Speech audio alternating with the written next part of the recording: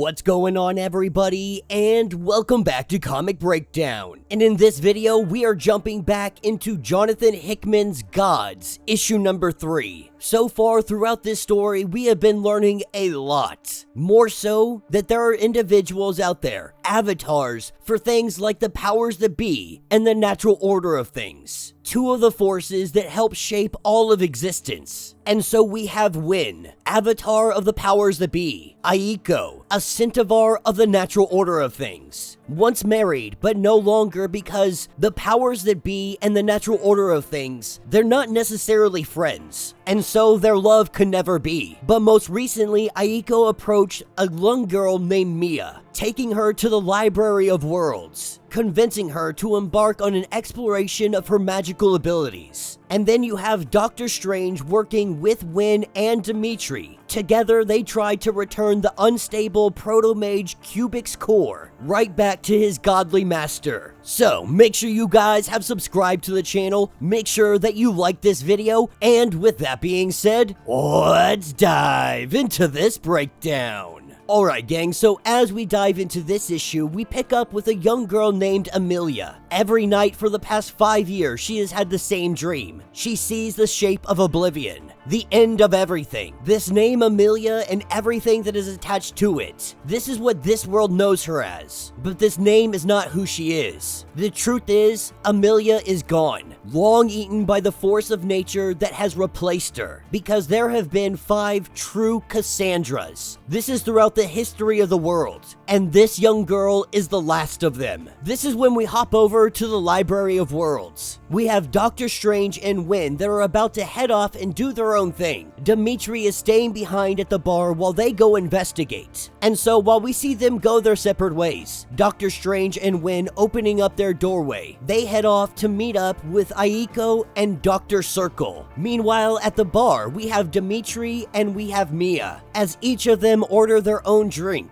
This is the first time that either of them have met one another. The two of them getting acquainted, Dimitri letting her know that he is 63 years old, welcoming her to the show, welcoming her to the Library of Worlds and everything that this entails, with Dimitri going on to ask, how did you get here? She says that she came through a door at the university, library to library. Dimitri going on to explain that there is a shockingly slim chance of someone born with the gift to randomly find one of these doors. It's why secret quests and secret knowledge have almost completely replaced the gateways to the hidden paths. But either way, he congratulates her, letting her know that she is pretty lucky. But she goes on to explain that she also had some help. Aiko, her mentor, gave her her official position as one of the minions of the natural order of things. This raises even more questions with Dimitri, wondering when and exactly why did they start doing this again.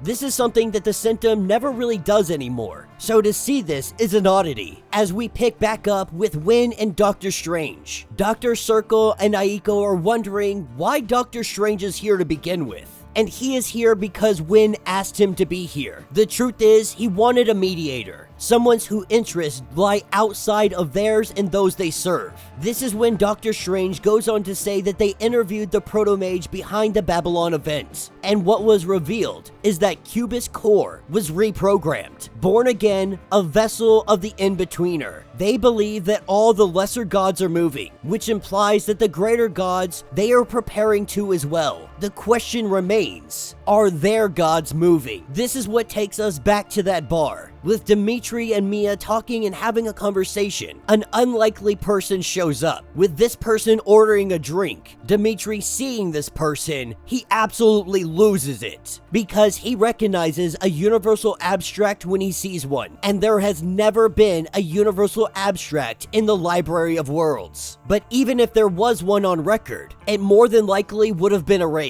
An abstract is one of the 8 dividers found along the universal axis of power. They are beings of immense power, motivations that are unthinkable, greater gods in every sense of the word, and the one that sits next to them is oblivion. Dimitri knows that something bad is getting ready to happen. This is what takes us back to that girl, the one that was once known as Amelia, but is one of the 5 Cassandras, the last. cursed of the knowledge of the future. She has everything she needs. She knows what she must do. Calling her brother over, hearing the news of what happened to his family, he runs out the door, leaving his gun behind. And this is exactly what she had anticipated to happen. The last piece of what she needed. Picking up a staff, we see her open up a gateway, and she heads off. Because tonight, she is going to kill a man. Kill one man to save everybody. Taking us back to Oblivion and Dimitri. Dimitri saying that I haven't seen you around here before. And that is because he has never been here before. But Dimitri already knew that. And Oblivion is well aware of exactly who Dimitri is. This is when Oblivion begins to talk about faith. Something that is a growing rarity today inside humanity. It was the gods that gave them everything that they have. But humans have forgotten about the gods. They have chose to deny the gods. They stopped believing, abandoning the gods altogether, told themselves that the gods were a lie, and then humans started to play God themselves. But they forgot one thing. While they were made by gods, they are not gods themselves. What they were wasn't even close. Man is too flawed, carved from stone, unyielding, evolutionary static, and built to believe. And so humans replaced the gods with their own creations, politics and ideology, and now they have all lost faith. They have nothing, but none of this troubles Oblivion, because he is not like the other gods. Oblivion does not desire praise and worship, no need for disciples. Even though Oblivion does have disciples, and those numbers, they go to the tens of thousands. Most recently, it is estimated that there are 22,351 disciples of Oblivion, with Amelia walking into the world of libraries. Staff in one hand, gun in the other. Doctor Strange gets the warning. They are on the edge of disaster and they must hurry outside. And we see Amelia pull up that pistol and she fires away, shooting one of the guards. Wynn and Doctor Strange get here too late. We see the guard holding a small thing in his hand. Not sure what this is. Doctor Strange goes in to use his magic, and Oblivion tells Amelia to look closely, to see his face, see the inevitable ash of annihilation, for he is the end. He is Oblivion, and his time is now.